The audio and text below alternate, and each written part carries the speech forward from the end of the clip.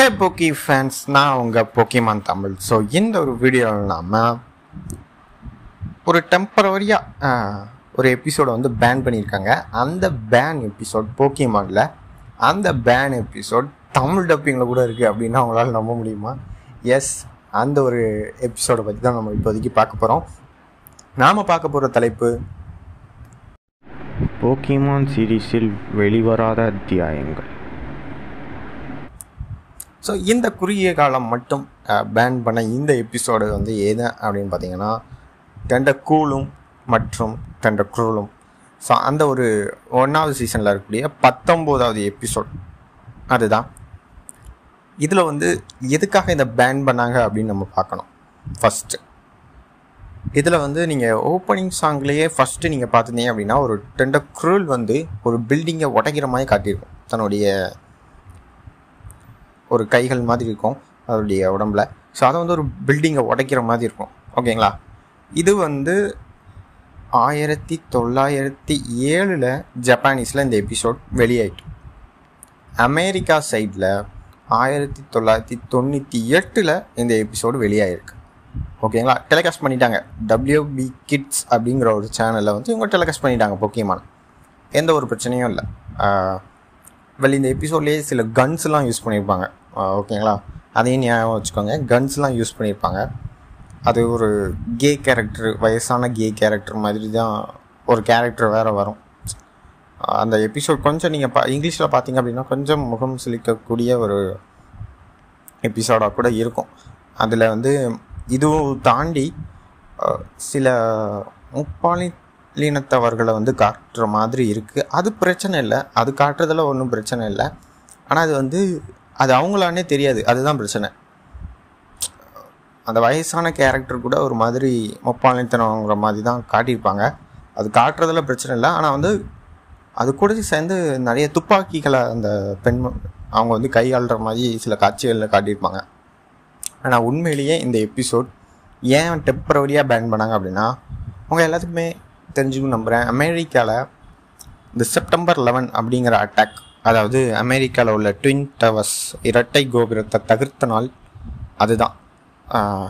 இது உடஞ்ச மாதிரியே ஒரு பில்டிங் சீனும் இந்த எபிசோடில் உடையும்.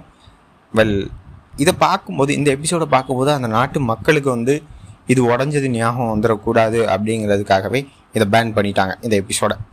அதுக்கடுத்து ஒரு 5 வருஷம் கழித்து இந்த எபிசோடு, இந்த போக்கிமான்லாம் அமெரிக்காவில் எப்போ கார்ட்டூன் நெட்வொர்க் எடுத்து டெலிகாஸ்ட் பண்ண ஆரம்பித்தானோ அப்போ இதெல்லாம் சால்வ் ஆகி சாதாரணமாக வந்து டெலிகாஸ்ட் பண்ணிட்டான் நம்ம கார்ட்டூன் நெட்வொர்க்கு. WB இருக்குல்ல ஸ்டுடியோ, அவங்களுடைய தேர்ட் பார்ட்டி சேனல், அவங்களுக்கு கீழே வரக்கூடிய ஒரு சேனல் தான் கார்ட்டூன் நெட்வொர்க். இதை தெரிஞ்சு வச்சுக்கோங்க. ஸோ இதுதான் அந்த செப்டம்பர் 11க்கும் இந்த பில்டிங் அட்டாக்குக்கும் சம்மந்தமே இல்லைங்க. செப்டம்பர் 11 அட்டாக் நடந்தது 2001. இந்த எபிசோட் ஜப்பானீஸில் ரிலீஸ் ஆனது 1997. இங்கிலீஷில் டப்பாய் டெலிகாஸ்ட் பண்ணது 1998. ஓகேங்களா? இப்போது அதான் சொல்கிறேன்ல, இந்த எபிசோடை பார்க்கும்போது இந்த பில்டிங்கோட இதெல்லாம் வந்து, ஏன்னா அந்த நாட்டோட மிகப்பெரிய பேச்சு பொருளாக அது மாறிச்சு. உலக அளவில் ஒரு அமெரிக்கா ஒரு சர்வதேசிய நாடு, அவங்க நாட்டில் ஒரு இந்த மாதிரி நடக்குது அப்படின்னா, ஏன்னா அது வந்து தீவிரவாதிகள் நடத்திய ஒரு இதுதான். அதை பற்றி தெரிஞ்சுக்கோங்க.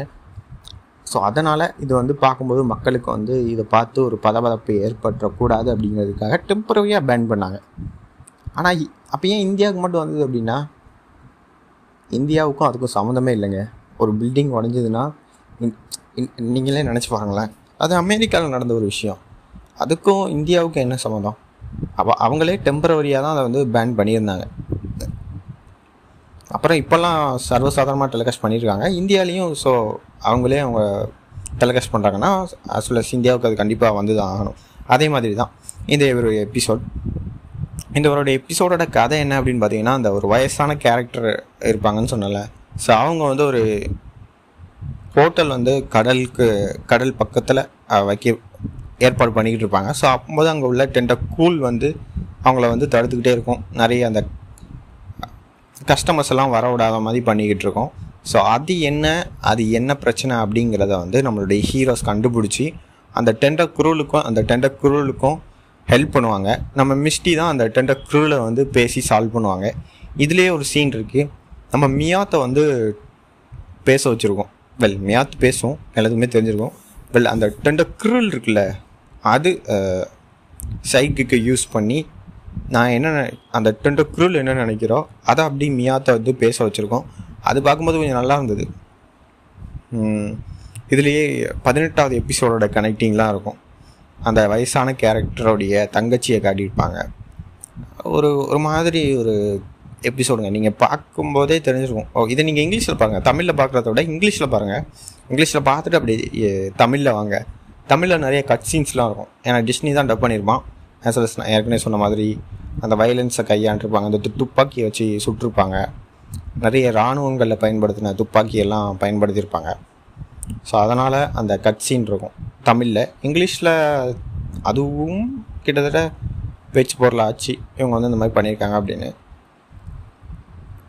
ஸோ முக்கியமான காரணம் என்ன அப்படின்னா, அந்த பில்டிங் உடையிறதுனால தான் இந்த எபிசோடை டெம்பரவரியாக பேன் பண்ணாங்க. எபிசோடு ஒரு நல்ல எபிசோடான்னு கேட்டிங்கன்னா ஒரு 5க்கு ஒரு 3.9 ஸ்டார் கொடுக்கலாம். நல்ல எபிசோடு தான், நீங்களும் பார்க்கலாம். பட் ஸோ இந்த எபிசோடை ஏன் பேன் பண்ணாங்க, இதில் என்னெல்லாம் காட்டியிருக்காங்க அப்படிங்கிறத நான் உங்கள்கிட்ட சொல்லிட்டேன்னு நினைக்கிறேன் எல்லாத்தையும். ஸோ இதே மாதிரி உங்களை ஒரு அடுத்த நல்ல வீடியோவில் சந்திக்கிறேன். அது வரைக்கும் உங்களிடமிருந்து விடைபெறுகிறேன்.